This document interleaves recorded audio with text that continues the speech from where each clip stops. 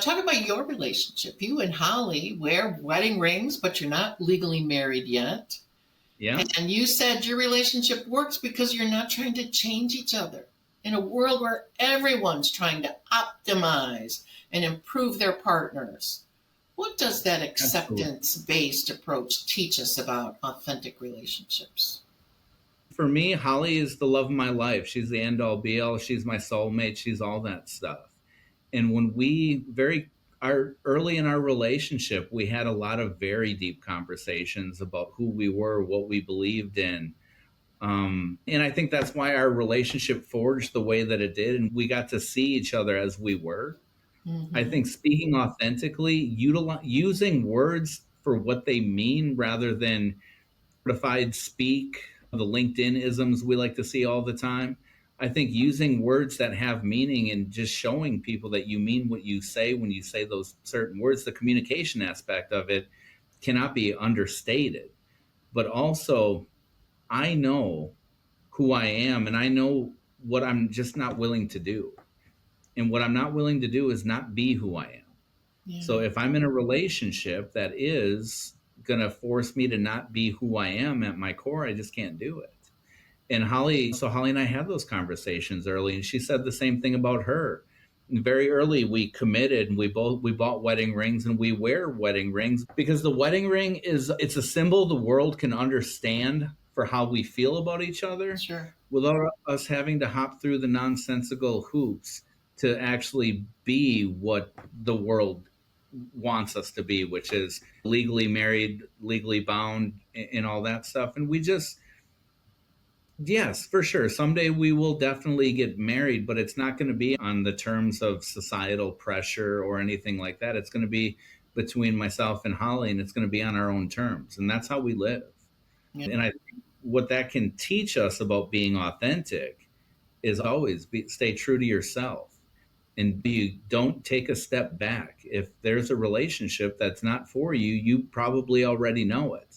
And I've been in my fair share of those where I did give too much to and not too much in a way that was really great on my behalf either, but I sacrificed things about myself that I told myself I never would. Yeah. So once I had found that in myself and found the confidence, I wasn't going to give that back up. So I think a big part about being authentic is you have to do the inside work. Like, and for a lot of us, it means therapy. For a lot of us, it means talking to other people. For a lot of us, it means getting to the core of what makes us tick and just being who we are. Yeah.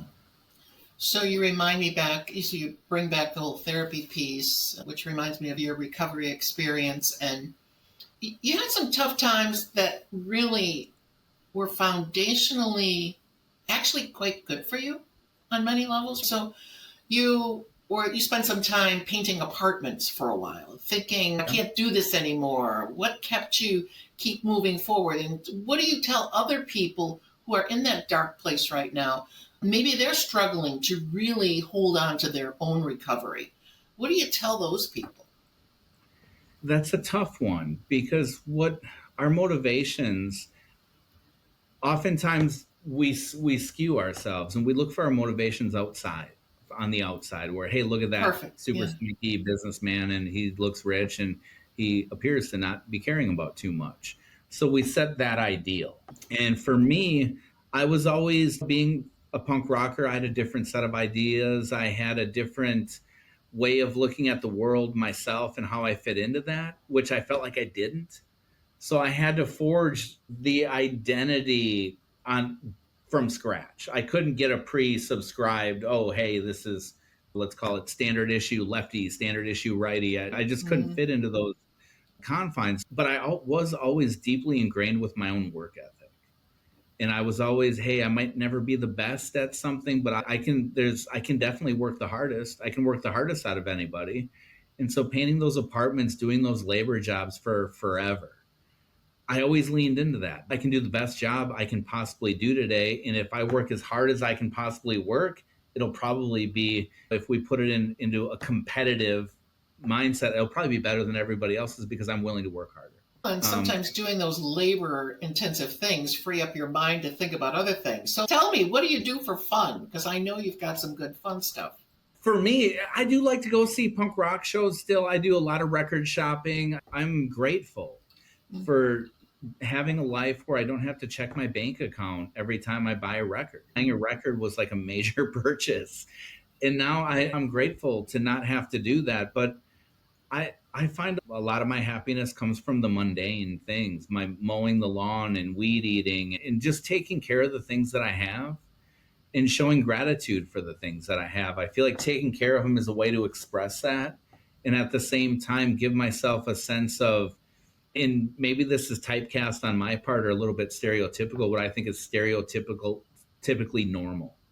So, and I find a little bit of like a little bit of joy in that stuff where it's like, hey, normal people mow their lawn. I should do that and be pretty excited about it. So I do truly find joy in the mundane tasks around my house. I find doing something physical like that when I need to walk away, it just airs out my brain. And then all of a sudden, Yeah. a great idea will come for a client or whatever project I'm working on. I'm like, oh, yeah, thanks. And it's a different kind of connection, right? Yeah. Where when I'm mowing my lawn, I know that if I run the lawnmower over the lawn, it cuts the grass. These days, our tasks are so abstract, where most of the things that I have to do in a day involve getting on some electronic device and sending information to various places. Yeah. So even that work itself isn't rooted in the natural world. So these just the natural benefits you get from this blade cuts this grass and you cut the grass and it's like, hey, now it's shorter and it smells amazing and it's an all immersive kind of deal, right? Where you can smell it, you feel the softness of the new shorter grass, but it's a little bit stiffer than the floppy terrible grass, right? Don't tell anybody, but my husband cut the grass yesterday and I laid in the grass. It was amazing. My daughters would be so proud of me. They say, oh, you were grounding, Mom, whatever. I know, and they have all these crazy words like, "Oh, you were grounding," or "Hey, you're," but it's like, yeah, maybe, but I just like it.